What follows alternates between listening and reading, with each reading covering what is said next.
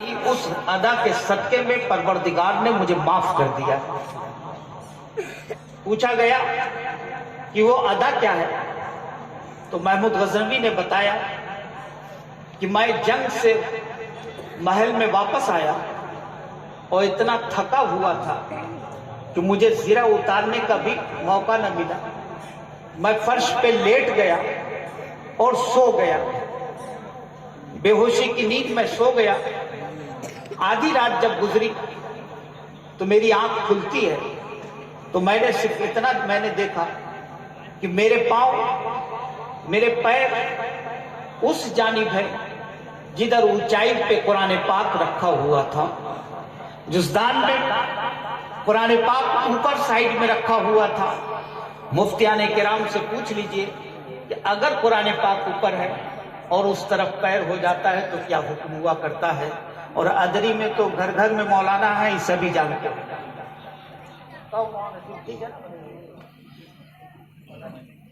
تو ادری میں تو ماشاءاللہ بہت ڈھیر مولانا بھی ہیں اور بہت ڈھیر حافظ جی لوگ بھی ہیں۔ ہر دم مولانا لوگ سے تعلق تو لوگ قریبے کرتا ہے، ہمارے ڈھیر جانتے ہوں گے کہ کیا ہوتا ہے، اس میں تفصیل میں نہیں جانتا۔ قرآن پاک اوپر رکھا ہوا تھا۔ محمود غزنوی کی آنکھ کھلتی ہے، قدم اس طرف تھے۔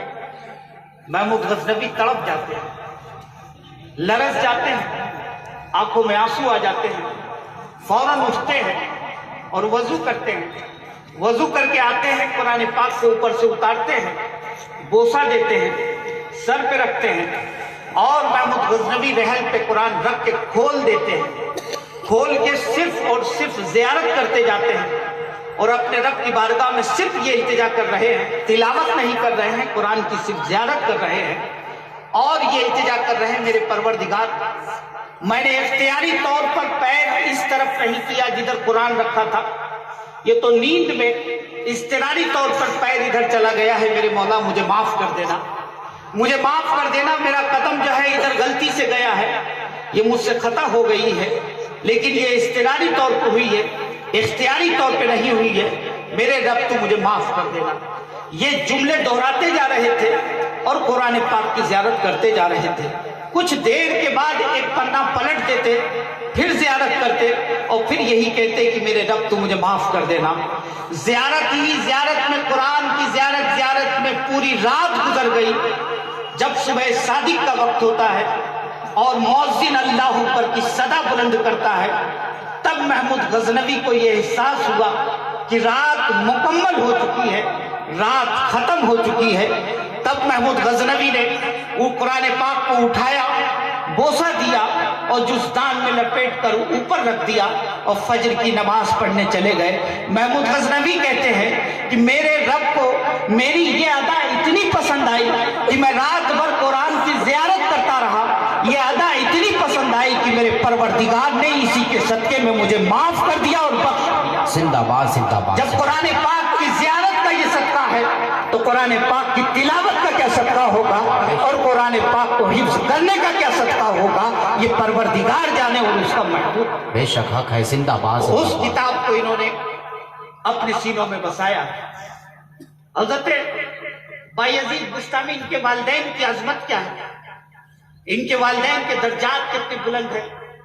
صرف اس مرتبے کو حاصل کرنے کے لیے حضرت بایزید بستامی کی والدہ ماجدہ نے، جب حضرت بایزید بستامی 6 سال کے قریب کے ہوئے تو والدہ لے کے جاتی ہیں مسجد مدرسے میں، ایک خانقاہ میں لے جا کر داخلہ کراتی ہیں اور داخلہ کراتے وقت استاد سے صرف یہ کہا تھا کہ میرے بیٹے کو حافظ قرآن بنا دیجیے، میرے بیٹے کو حافظ قرآن بنا دیجیے۔ استاد محترم نے کہا تھا کہ میں آپ کے بیٹے کو حافظ قرآن بنا دوں گا، لیکن پھر ماں آگے میں ایک جملہ کہتی ہے کہ جب تک میرا بیٹا حافظ قرآن نہ ہو جائے اسے چھٹی مت دیجیے گا، گھر جانے کی اجازت مت دیجیے گا۔ حضرت بایزید بستامی کی ماں نے جب یہ کہا تو استاد محترم نے کہا ٹھیک ہے، جب آپ کا بچہ حافظ قرآن مکمل ہو جائے گا تب मैं जो है इनको छुट्टी दूंगा। बायजीद बुस्तामी को उस्ताद के हवाले मां करके चली जाती है। बायजीद बुस्तामी एक दिन गुजारते हैं, दूसरा दिन गुजारते हैं, फिर बायजीद बुस्तामी को अपनी माँ याद आती है, अपनी माँ का चेहरा याद आता है, अपनी माँ की मोहब्बत याद आती है, अपनी माँ की शफकत याद आती है।